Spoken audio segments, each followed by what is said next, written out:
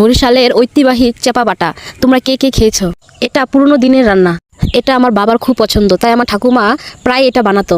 আর এখন এটা আমার খুবই পছন্দের একটা চাপা ভর্তা, যেটা গ্রানটা খুবই সুন্দর, খুবই সুন্দর। আপনারা যদি কেউ বানান তাহলে বুঝবেন এটার কত সুন্দর গ্রান। আশেপাশের বাসা সবাই আপনাকে পরে জিজ্ঞাসা করবে আপনি কালকে কি বানিয়েছেন। এই ভর্তাটাতে আগে সব কিছু বেটে নিতে হয়, পেঁয়াজ, রসুন, মরিচ, সাথে শুটকি, এগুলো দিয়ে সব ভালো করে এগুলো বেটে নিতে হয়। দেখো আমি এই চাপা শুটকিটা দিয়ে ভালো করে বেটে নিয়েছি এবং এই পুরাটা আমি এখন একটা পাত্রে উঠিয়ে নেব। তোমরা যদি চাও ব্লেন্ডারও করতে পারো, কিন্তু শিলপাটাতেই সব থেকে বেশি স্বাদ হয় এই ভর্তার। আমি সবগুলো উঠিয়ে নিলাম, এখন এগুলো গরম তেলে ঢেলে দেব এবং খুব সুন্দর করে ভাজতে হবে। এখানে দেখো হলুদ আর লবণ দিয়েছি, হলুদটা দিয়েছি কালারের জন্য, আর লবণটা দিয়েছি পরিমাণ মতো। এটা দিয়ে ভালো করে লাড়তে হবে। দেখো এই পুরো অংশটা আমার কাছে খুবই ভালো লাগে। আর দেখো কত সুন্দর কালার হয়েছে। তোমরা যদি কেউ বাসায় বানাও তাহলে আমাকে কমেন্ট করে জানাবে কেমন হয়েছে।